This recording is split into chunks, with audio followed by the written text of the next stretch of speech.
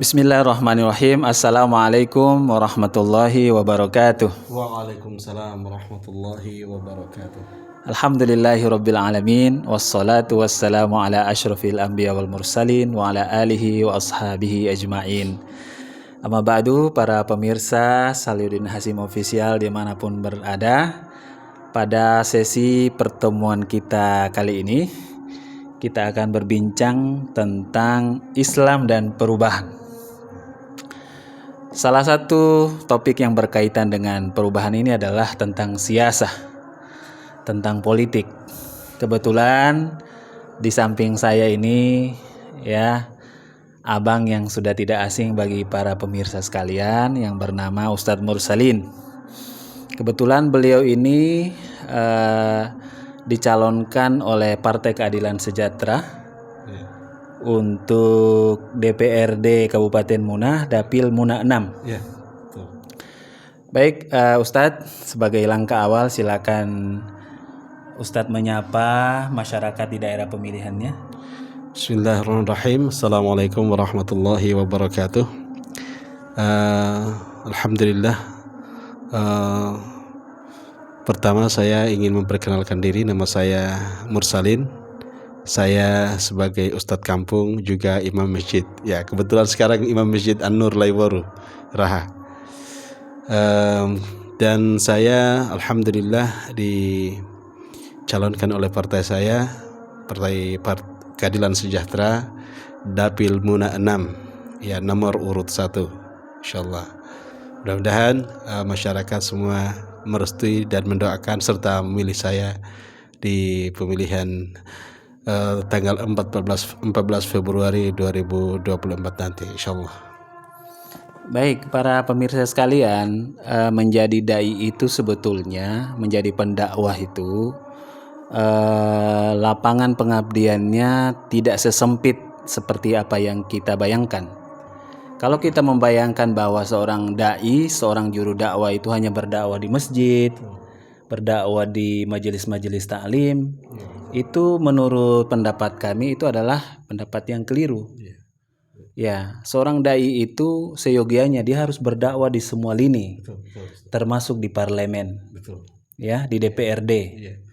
Pertanyaannya adalah, seandainya dengan izin Allah masyarakat memberikan dukungan kepada Ustadz Mursalin dan terpilih mewakili masyarakat di Kecamatan Kontunaga, Lohia, Duruka.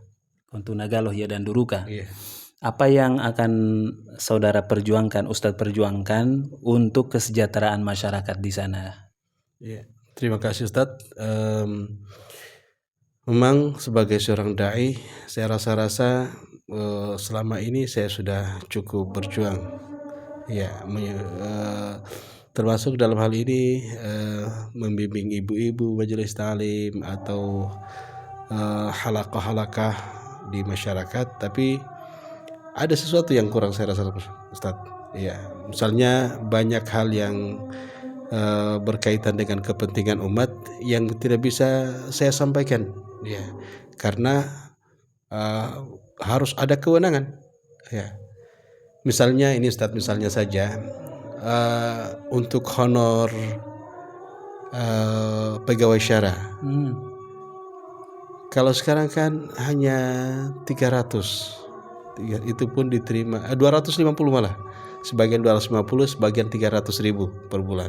Diterima per 3 bulan. Diterima per 3 bulan, dan itu saya rasa sangat kecil sekali. Sementara kebutuhan semakin tinggi. Dan dulu pernah kita dijanjikan, ya, kebetulan saya juga seorang pegawai syara di kampung, kita pernah dijanjikan menjelang pilkada itu, ya, minimal 800.000 kalau saya tidak salah, 800.000 sampai 1 juta. Hasilnya zong, Ustaz. Dan itu kalau hanya sebagai dai biasa, kita tidak punya saluran untuk menyalurkan itu. Kita mau ngadu kemana? Tapi kalau kita berada di parlemen, insya Allah itu kita akan perjuangkan di anggaran. Kemudian juga guru-guru mengaji, ya. Harusnya itu kan kalau masyarakat pemerintah betul-betul peduli dengan guru-guru mengaji, ya, karena guru-guru mengaji ini mereka yang garda terdepan dalam mencerdaskan anak-anak kita, kemudian mengajarkan akhlak kepada anak-anak kita. Nah, ini harusnya kita perhatikan. Nah, perjuangkan mereka, kesejahteraan mereka harus kita perjuangkan, minimal dalam honor mereka itu salah satunya dari pemerintah, ya. Dan insya Allah itu juga salah satu yang akan kami perjuangkan. Nah, dan saya kira itu tidak akan memakan anggaran yang terlalu besar, ya. Maka ini salah satu tekad kita, ini harus kita perjuangkan. Di samping itu juga banyak hal yang ingin kita, misalnya kurangnya perhatian pemerintah kepada daerah-daerah yang selama ini tidak ada perwakilannya. Misalnya lorong atau jalanan atau jalan antar yang menghubungkan antar desa, seperti di kampung saya itu, Ustaz, antara desa Liabalano Lapodi itu jalanan rusak dari dulu tidak pernah dianggarkan. Nah, maka insya Allah kalau saya terpilih nanti, itu salah satu prioritas akan kami perjuangkan. Baik, pertanyaan berikutnya, Ustadz. Di 3 kecamatan yang menjadi dapil Muna 6 itu, spesialisasi pekerjaan masyarakat di situ apa? Pertanian kah, buruh kah, atau perdagangan? Ya. Kalau di daerah saya, Kontunaga itu mayoritas bertani, tentu saja bertani. Kemudian ada itu pekerjaan sampingan masyarakat sekarang, pemecah batu. Nah, itu tentu saja butuh wadah atau mungkin yang bisa memperjuangkan mereka bisa supaya diberikan bantuan modal, ya, diberikan akses untuk ke lembaga-lembaga perbankan misalnya, ya, supaya bisa mendapatkan tambahan modal dari situ, ya. Itu maksud saya. Ya. Kemudian juga seperti Desa Mabodo, mereka itu pedagang kecil yang penjual sayur keliling, UMKM. Pedagang yang jual sayur keliling, sayur keliling di kota-kota. Nah, setiap hari mereka pekerjaan seperti itu mungkin bisa kita fasilitasi misalnya untuk mendapatkan bantuan permodalan dari pemerintah. Saya kira itu penting juga, Ustaz. Iya, baik para penonton sekalian, sepertinya kita tidak perlu berlama-lama, ya. Tanggal 14 Februari sudah dekat. Jangan lupa pilih nomor 1 Partai Keadilan Sejahtera, Dapil Muna 6. Atas nama Mursalin.